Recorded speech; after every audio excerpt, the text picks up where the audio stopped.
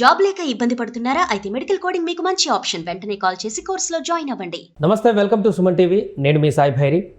ఆంధ్రప్రదేశ్లో మద్యం కుంభకోణానికి సంబంధించి గత కొన్ని రోజులుగా ఈ వార్త వైరల్గా మారుతుంది. దీంట్లో చాలామంది ఇన్వాల్వ్ అయి ఉన్నారనేటువంటి దానికి సంబంధించి కూడా దర్యాప్తు కొనసాగుతుంది.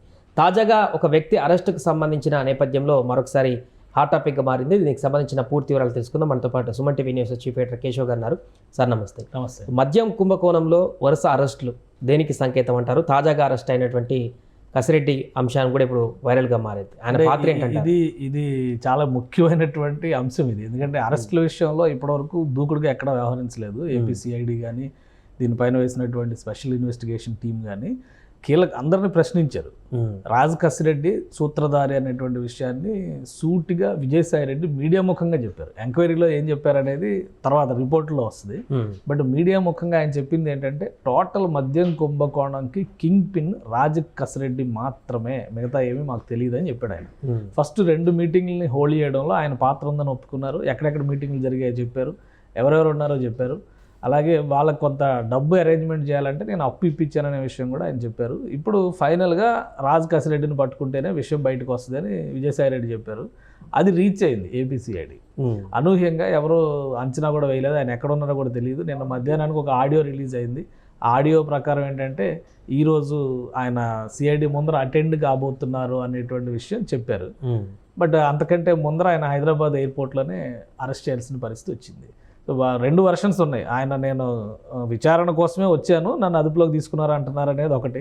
రెండోది, ఆయన అక్కడి నుంచి చెన్నై వెళ్ళి, చెన్నై నుంచి వేరే పేరుతో రాజేష్ రెడ్డి అనే పేరుతో ఆయన విదేశాలకు వెళ్ళిపోవడానికి ప్లాన్ చేసుకున్నారు. ఆ సమయంలో పట్టుకున్నామని చెప్పని పోలీస్ వెర్షన్, ఇంకా అఫీషియల్గా చెప్పలేదు, బట్ వస్తున్నటువంటి ఇన్ఫర్మేషన్. సో ఇది మొత్తానికి ఇప్పుడు అసలు కథ ఇప్పుడు మొదలవుతుంది. ఇప్పుడు అరెస్టులు ఎవరు జరిగినా, ఎవరి మెడకు చుట్టుకున్నా కానీ చాలా కీలకమైనటువంటి అంశాలుగా మనం చూడాలి. ఎందుకంటే విజయసాయి రెడ్డి గారు చెప్పినటువంటి వెర్షన్ ప్రకారం ఇందులో కింగ్ పిన్ ఆయన ఒక డిఫరెంట్ నెట్వర్క్ను సృష్టించాడు రాజ్ కసిరెడ్డి సృష్టించిన నెట్వర్క్ ప్రకారమే ఆంధ్రప్రదేశ్లో మద్యం పాలసీ రెడీ అయింది. మద్యం పాలసీ నుంచి వచ్చేటువంటి అక్రమార్జనని దారి ఎలా మళ్లించాలి, దానికోసం ఒక హవాలా నెట్వర్క్ కూడా ఆయన సృష్టించారు. సో అలా ఇవన్నీ కూడా ఆయన చెప్పిన వర్షన్లోనే కనిపిస్తున్నాయి. వీటికి ఆధారాలు ఏంటి? సిఐడి ఏమి ఆధారాలు సేకరించింది, రాజ్ కసిరెడ్డి ఏం చెప్తారు, ఇందులో పాత్రధారులు ఎవరెవరు ఉన్నారు, వాళ్ళని పట్టుకునే క్రమంలో ఆధారాలు ఏమేమి ఉన్నాయి? ఎందుకంటే ఈయనకి ఆల్మోస్ట్ 3-4 నెలల క్రితమే నోటీసులు ఇచ్చారు. 4 సార్లు నోటీసులు ఇచ్చారు. 4 సార్లు ఆయన అటెండ్ కాలేదు. ఇంకోటి ఏంటంటే, పోలీస్ వెర్షన్ కూడా మిస్లీడ్ చేస్తూ ఆయన ఎక్కడ ఉన్నాడో కూడా తెలియకుండా ఉన్నారు. దీంతో లుక్అవుట్ నోటీస్ కూడా ఇచ్చారు. లుక్అవుట్ నోటీస్ ఇచ్చిన తర్వాత సీరియస్నెస్ పెరిగింది. అప్పుడే ఇక తెలుగుదేశం పార్టీ ఎంపీ లోక్సభలో పక్షనేతగా ఉన్నటువంటి లావు కృష్ణదేవరాయలు ఒక రిపోర్ట్ పార్లమెంట్లోనే చదివి వినిపించారు.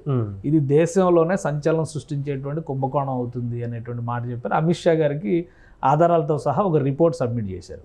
సో అక్కడి నుంచి ఇది టర్న్ అయింది. అప్పటి వరకు మద్యం కుంభకోణం పైన ఎవరికి అంత సీరియస్ ఫోకస్ లేదు, ఏదో ఎలిగేషన్స్ నడుస్తున్నాయి, ఇన్వెస్టిగేషన్ నడుస్తుంది అనేటువంటి ఆలోచనతో ఉన్నారు.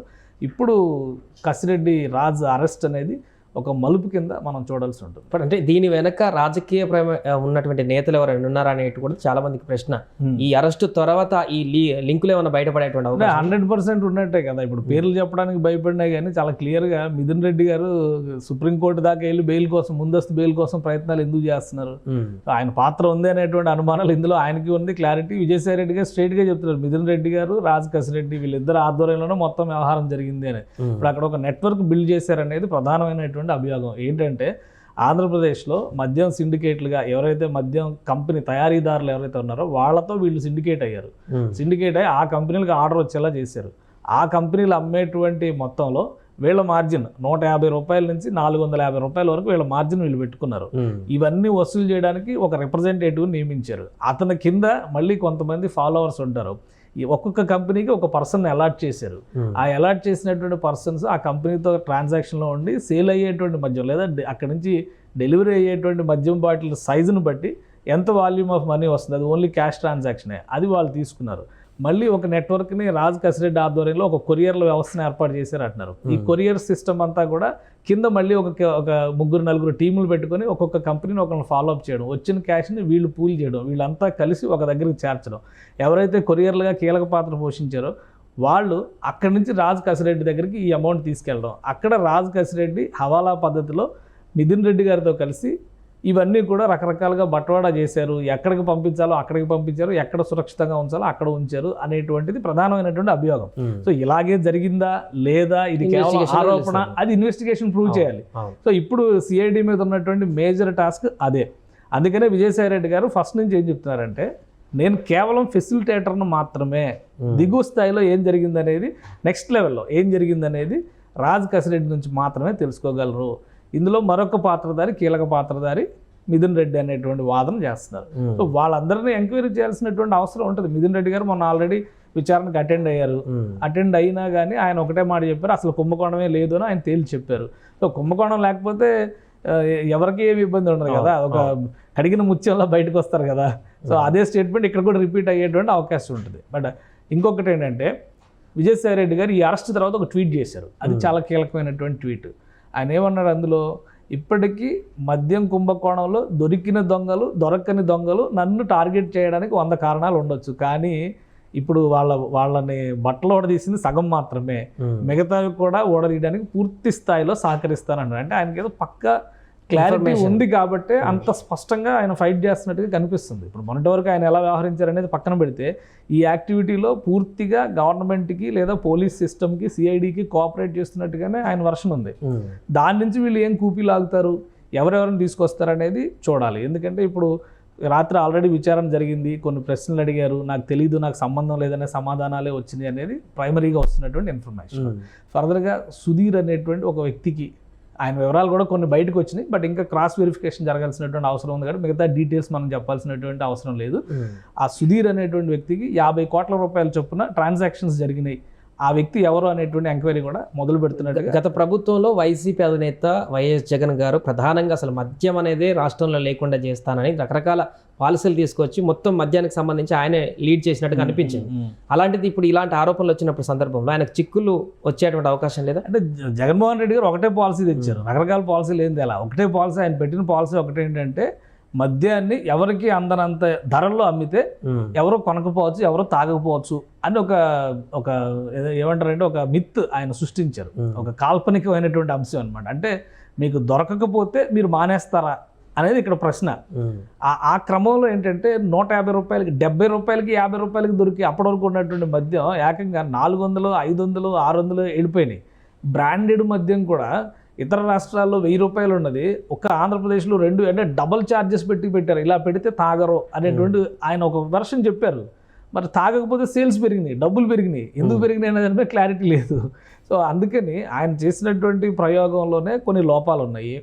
దానివలన మద్యం వినియోగదారులు కూడా, ఎవరైతే మద్యం సేవించే వాళ్ళు ఉన్నారో వాళ్ళు ఇబ్బంది పడ్డారు, వ్యవస్థ ఇబ్బంది పడింది. అన్నిటికీ మించి ఏంటంటే, దేశం అంతా కూడా యూపీఐ ట్రాన్సాక్షన్స్ అని డిజిటల్ మనీ దిశగా వెళ్తుంటే, ఆంధ్రప్రదేశ్లో ఒక్క మద్యం షాపులు మాత్రమే క్యాష్ ట్రాన్సాక్షన్స్ నడిపింది. సో అంటే చిల్లర కొట్లో కూడా మీకు యూపీఐ బోర్డు పెట్టుకొని స్కాన్ చేసి డబ్బులు వేయండి అని చెప్తుంటే, ఆంధ్రప్రదేశ్లో మద్యం ట్రాన్సాక్షన్ ఎందుకు జరిగింది అనేది దేశం మొత్తానికి ఉన్నటువంటి పెద్ద సందేహం అది. సో ఈ మద్యం కుంభకోణం ఆ సందేహాన్ని నివృత్తి చేసేటువంటి అవకాశం ఉంది. లిక్విడ్ క్యాష్ ట్రాన్సాక్షన్స్ని హవాలా మార్గంలో దారి మళ్లించారు, వాళ్ళకి కావాల్సినటువంటి వ్యక్తులకి బదలాయించారు, వాటిని వైట్గా కన్వర్ట్ చేసేటువంటి విషయంలో రాజ్ కసిరెడ్డి కీలక పాత్ర పోషించారు. కాబట్టి ఆయన నుంచే సమాచారం వస్తుంది అనేది విజయసాయి రెడ్డి గారు చెబుతున్నటువంటి అభియోగం. ఈయన 4 సార్లు నోటీసులు ఇచ్చినా సహకరించకపోవడం వల్లనే ఆయనకు సంబంధించినటువంటి సంస్థలు, భాగస్వామ్య సంస్థలు, ఆయన ఇళ్ళు, ఆస్తులు, ఆయన బంధువుల ఇళ్ళు, వీటన్నిటిలో కూడా సోదాలు జరిగినాయి లాస్ట్ వీక్లో. అక్కడ కొన్ని కీలకమైనటువంటి డాక్యుమెంట్స్ అన్నీ కూడా సేకరించారని చెప్పని అంటున్నారు. సో అందులో ఆధారాలు ఏమున్నాయి, ఇప్పుడు రేపు అవన్నీ ఆయన క్రాస్ చెక్ చేస్తారు. ఆయన ముందర పెట్టి ఈ ఆధారం ఏంటి, ఈ ట్రాన్సాక్షన్ ఎందుకు జరిగింది, ఈ డబ్బు ఎందుకు వెళ్ళింది, దీని కోడింగ్ ఏంటి, ఇవన్నీ అడుగుతారు. అలాగే ఎవరెవరితో ట్రాన్సాక్షన్స్ జరిగినాయి అనేటువంటి వాటి మీద కూడా ఆధారాలు తీస్తారు. వీటన్నిటిని ఆయన క్లీనప్ చేసుకోవడానికి చాలా టైం పట్టొచ్చు, కేసు తేలటానికి కొంత టైం పట్టొచ్చు. కానీ ఒక కింగ్ పిన్ అనే ఇప్పటివరకు ఎవరినైతే నమ్ముతా ఉన్నారో ఆ పర్సన్ పోలీస్ చేతుల్లోకి వెళ్ళడం అనేది ఖచ్చితంగా దీనిలో వాస్తవాలు బయటికి రావడానికి ఉపయోగపడుతుంది. రాజు కసిరెడ్డి అరెస్ట్ అనేది కీలక మలుపని చెప్పుకోవచ్చా ఈ కేసులో? అండ్ ఇంకేమైనా అరెస్ట్ చూడొచ్చు? 100% ఇది చాలా కీలకమైనటువంటి మలుపు. ఇంకా ప్రధానమైనటువంటి వ్యక్తులు ఆయన వెనక ఎవరున్నారనేది ఇప్పుడు బయటకు వస్తుంది. ఎందుకంటే ఆయన ఎవరి అండదండలతో అంత యాక్టివిటీ నిర్వహించగలిగారు. చివరికి సీఎంఓలో ఉన్నటువంటి ఒక ఐఏఎస్ ఆఫీసర్ కూడా ముఖ్య పాత్ర పోషించారు అని విజయసాయి రెడ్డి గారు ప్రెస్ మీట్లో ఒక మాట చెప్పారు. ధనంజయ రెడ్డి గారు ఉన్నారా అని అడిగారు. ఒక ఐఏఎస్ ఆఫీసర్ ఆయన ఉన్నారా అని అడిగారు. అప్పుడు indirect గా hint ఇచ్చారు. నాకు గుర్తు లేదంటే ఆయన హింట్ ఇచ్చినట్టే కదా. అంటే కొంతమంది ఆఫీసర్స్ ఇన్వాల్వ్ అయ్యారు, సీఎంఓ ఇన్వాల్వ్ అయ్యింది. డైరెక్ట్గా సీఎం ఇన్వాల్వ్ అయ్యారని ఆయన కూడా అంటలేదు, మనం కూడా అది చెప్పట్లేదు. సో సీఎంఓ నుంచి కొన్ని డైరెక్షన్స్ మేరకు ఇతను కసిరెడ్డి రాజ్ పెట్టినటువంటి ఒక నెట్వర్క్ ఇందులో ఇన్వాల్వ్ అయ్యి పనిచేసింది. సో ఈ నెట్వర్క్ అంతిమ లక్ష్యం ఏంటంటే వీలైనంత వరకు డబ్బు తీసి సంపాదించుకోవడం. ఆ డబ్బు వీళ్ళు చెప్తున్నటువంటి లెక్క ప్రకారం కొన్ని కంపెనీల నుంచి నెలకి 60 కోట్ల రూపాయల నుంచి 60 కోట్ల రూపాయల వరకు ఒక్కొక్క కంపెనీ నుంచి ట్రాన్సాక్షన్ జరిగింది అన్నారు. 4 ఏళ్ల 2 నెలల కాలంలో దాదాపుగా 3,000 కోట్ల రూపాయలు చేతులు మారినాయి అని చెప్తున్నారు.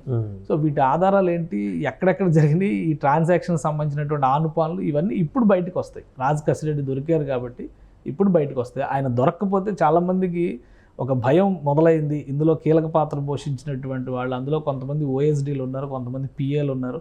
డైరెక్ట్గా ట్రాన్సాక్షన్స్ ఎవరైతే చేశారో, ఎందుకంటే ఎక్కువ శాతం క్యాష్ ట్రాన్సాక్షన్స్ జరిగినాయి కాబట్టి నగదు రవాణా చేసినటువంటి వ్యక్తులు కూడా ఇందులో కీలక పాత్ర, అత్యంత విశ్వసనీయ వ్యక్తులు అయితేనే వాళ్ళ చేతికి అవి ఇచ్చేటువంటి అవకాశం ఉంటుంది. సో ఏం జరిగింది అనేది ఇప్పుడు అసలు కథ బయటకు రావడానికి అవకాశం ఉంటుంది. Right sir. అది ప్రస్తుతం ఆంధ్రప్రదేశ్లో మద్యం కుంభకోణానికి సంబంధించి రాజు కసిరెడ్డిని అదుపులోకి తీసుకునేటువంటి సందర్భంలో ఈ కేసు ఒక కీలక మలుపు దిశగా మారబోతుంది అనేటువంటి ఒక అంచనాలు అయితే వ్యక్తమవుతున్నాయి. ఈయన ఇంటరాగేషన్ చేసిన తర్వాత ఇంకెవరే పేర్లు బయటకు వస్తాయి, ఇంకెవరిని అరెస్ట్ చేస్తారనేది చూడాలి. సుమన్ టీవీలో మీ పర్సనల్ అండ్ బిజినెస్ ప్రమోషన్స్ కోసం కింది నెంబర్కి కాంటాక్ట్ చేయండి.